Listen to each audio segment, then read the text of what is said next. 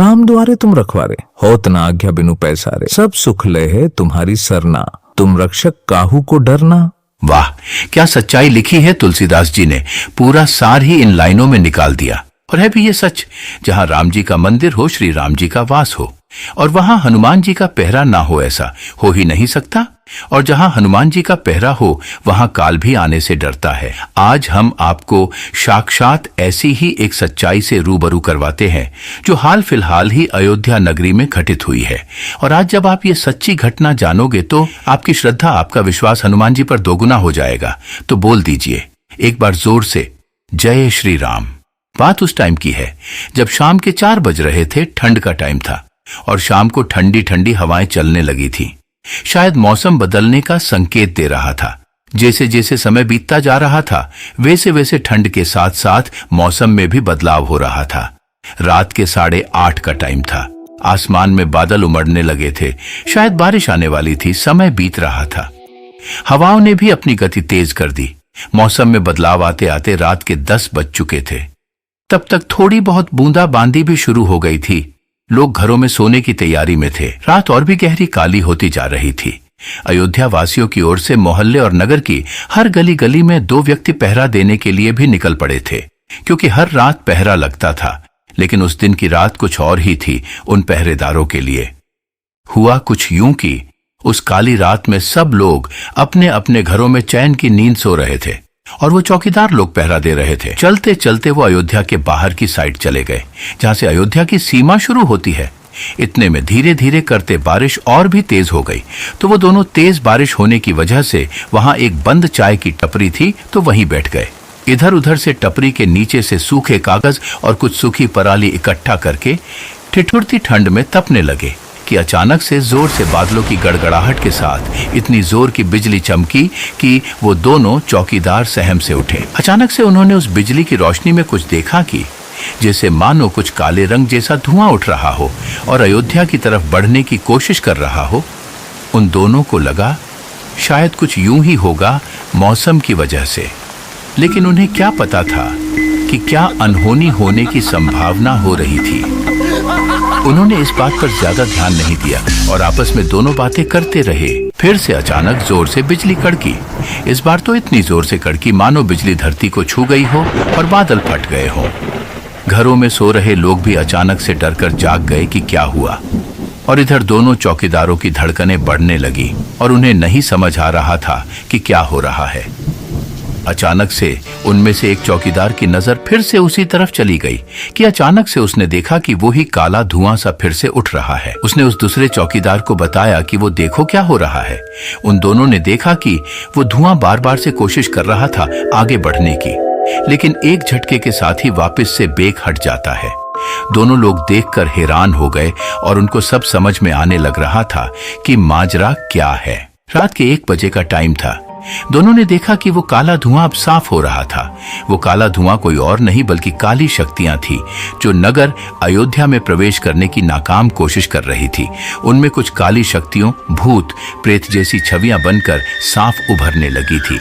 वो काली शक्तियां अपने असली स्वरूप में आ रही थी। तभी फिर से बिजली चमक उठी और चौकीदारों ने देखा कि सामने एक अद्वितीय सुनहरा तेज चमक रहा था। वो समझ गए कि हो ना हो ये प्रभु राम जी का ही तेज था। लेकिन उनको क्या पता कि राम जी तक बात आने से पहले ही हनुमान जी बीच में आ जाते हैं। और हुआ भी कुछ यूं ही, उस अद्वितीय तेज ने अपना रूप लेना शुरू कर दिया तो उन काली शक्तियों ने भयंकर आवाज के साथ चीख मारी। जैसे ही उस तेज ने अपना स्वरूप बढ़ाना शुरू किया, वैसे ही उन काली शक्तियों में खौफ आ गया हो मानो, और आवाज सुनाई पड़ी, चाहे कितना भी रोक लो हमें अयोध्या में प्रवेश करने से, हम नहीं हटेंगे पीछे। तो इधर से उस तेज ने राम, जय श्री राम नाम का जैसे ही उच्चारण किया तो पता चला कि वो अद्वितीय प्रकाश कोई और नहीं, साक्षात हनुमान जी ही है, जो उन काली शक्तियों को अयोध्या नगरी में प्रवेश करने से रोक रही थी। और उन शक्तियों से राम भक्त हनुमान डटकर मुकाबला कर रहे थे और साथ ही उन विनाशकारी शक्तियों को चेतावनी भी दे रहे थे कि मेरे होते हुए मेरे प्रभु श्री राम की नगरी अयोध्या की तरफ देखने की भी कोशिश मत करना। मैं अपने प्रभु श्री राम जी के भक्तों पर कभी कोई आंच भी आने नहीं दूंगा। मुझे राम जी के भक्त बहुत प्यारे हैं और उन भक्तों की रक्षा करना मेरा काम है। और अयोध्या वासियों के अलावा जितने भी सारे भक्त हैं, उन पर भी कभी कोई संकट तक आने नहीं दे सकता। जय श्री राम। इतना कहकर उन शक्तियों पर हनुमान जी ने जैसे ही अपनी गदा से प्रहार किया, वो काली शक्तियां रोने लगी और हनुमान जी से माफी मांगने लगी कि हे हनुमते, हमें छोड़ दीजिए, हमसे बहुत बड़ी गलती हुई है कि हमने अयोध्या वासियों और आपके प्रभु राम जी के भक्तों को हानि पहुंचाने की कोशिश की। आगे से ऐसा नहीं होगा, हमें माफ कर दो पवन कुमार। हम वचन देते हैं आइंदा आपके भक्तों को कोई तकलीफ नहीं देंगे और जिस भी गांव और नगर में आपका मंदिर होगा, आपकी पूजा होती होगी, उस गांव और नगर में कभी प्रवेश नहीं करेंगे। हमें बख्श दीजिए हनुमान।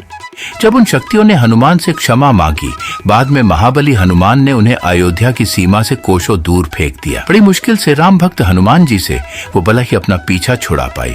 इतना देखने के बाद वो दोनों लोग बड़े हैरान थे और साथ ही डर भी बहुत रहे थे। उन्होंने दोनों हाथ जोड़कर सामने हनुमान जी को प्रणाम किया।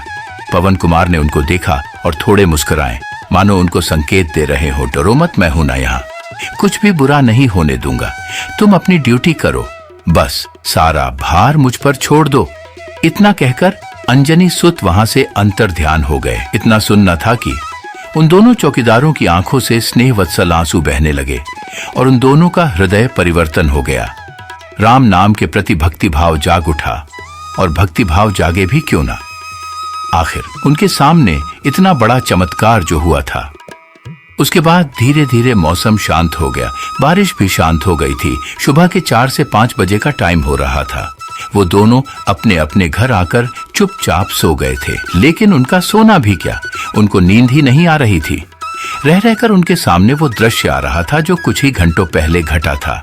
जैसे तैसे भी करके उन्होंने करवट लेकर सुबह तक का समय निकाला। उसके बाद उन्होंने इस बात का जिक्र अपने अपने घर में अपने बीवी और बच्चों से किया तो उनके घर वाले भी हैरान हो गए और बाद में पास में ही हनुमान जी के मंदिर में गए और वहां जाकर मंदिर के पंडित जी को सारी बात बताई। पंडित जी धीरे से मुस्कुराए और उनसे कहा कि जाओ बाहर बाजार से एक नारियल और लाल ध्वज ले आओ। थोड़ी ही देर में वो दोनों चौकीदार बाजार से नारियल और ध्वज ले आए। पंडित जी ने उस प्रसाद रूपी नारियल और ध्वज को वीर बजरंग बली के चरणों में अर्पित किया और उन लोगों से कहा कि आपको अब डरने की जरूरत नहीं है। जब साक्षात वीर हनुमान रक्षा कर रहे हैं तो डर किस बात का। तभी तो कहा गया है तुम रक्षक काहू को डरना। उसके बाद पंडित जी ने उन लोगों से कहा कि तुमने कुछ गलत नहीं देखा, जो हुआ वो स्पष्ट था। हमें इस बात को सरपंच जी को बता देना चाहिए। इतना सुनकर एक बार तो वो लोग डर गए कि कहीं सरपंच जी विश्वास करेंगे कि नहीं। लेकिन सरपंच जी भी श्री राम जी के भक्त थे और अपने घर में राम जी और हनुमान की पूजा करते थे। पंडित जी ने सरपंच जी को और पंचों को बुलाया और उनको सारा किस्सा सुनाया तो सभी ने जोर से जयकारा लगाया। जय हो वीर बजरंग बली, जय हो राम भक्त हनुमान। सरपंच जी ने ऐलान किया कि जिस राम नगरी के रक्षक साक्षात वीर बलवान हनुमान हो तो हमें बेखौफ हो जाना चाहिए, क्योंकि जहां हनुमान जैसा गदाधारी रक्षक हो तो वहां काल भी कुछ नहीं बिगाड़ सकता। इसलिए आज के बाद इस नगरी में पहरा लगाने की कोई जरूरत ही नहीं है। आज के बाद यहाँ पहरा नहीं लगेगा। इतना सुनना था कि उन चौकीदारों की खुशी का कोई ठिकाना नहीं रहा कि जिन महाबली हनुमान जी के दर्शन के लिए बड़े बड़े ऋषि मुनि भी तरसते हैं, उन हनुमान जी के उनको दर्शन हुए हैं। ये उनके लिए बहुत बड़ी और सौभाग्य की बात थी। वो तो होनी ही थी, क्योंकि जिनको इन पवन सुत के दर्शन हो जाए वो किस्मत वाला नहीं तो और क्या है। जब सभी लोगों को इस बात का पता चला तो वहां के लोगों में भगवान के प्रति आस्था और भी बढ़ गई और उन चौकीदारों ने भी परिवार के साथ अपना आगे का जीवन हनुमान जी की भक्ति में लगा दिया और वैराग्य धारण कर लिया। ऐसे है पवन पुत्र हनुमाना, जिस किसी पर भी इनकी एक बार भी दया दृष्टि पड़ जाती है, उनकी पीढ़ियां तक भवसागर से तर जाती है।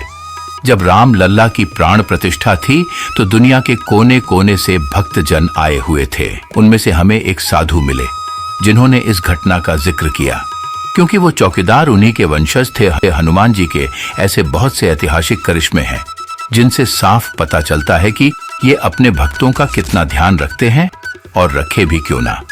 इनको अपने भक्त इतने प्यारे जो लगते हैं कि ये बस एक आवाज देने मात्र से अपने भक्तों के संकट हरने आ जाते हैं। अंजनी के लाल जैसा कोई रक्षक नहीं, महाबली हनुमान जैसा कोई दयालु नहीं, इन जैसा कोई संकटहारी नहीं, इन जैसा कोई बलवान नहीं, इन जैसा कोई बुद्धिवान नहीं, और इन राम भक्त जैसा कोई भक्त भी नहीं। इनकी बड़ाई क्या करूं, मेरे पास तो शब्द भी नहीं है, और ना ही इस छोटी सी वाणी से इतना बड़ा महान बखान हो पाएगा। क्या हाँ, आपके पास इनकी महिमा, इनकी लीला के शब्द है? क्या आप इनकी महिमा का वर्णन कर सकते हैं? आप राम भक्त हनुमान जी के प्रति अपने क्या विचार रखते हैं?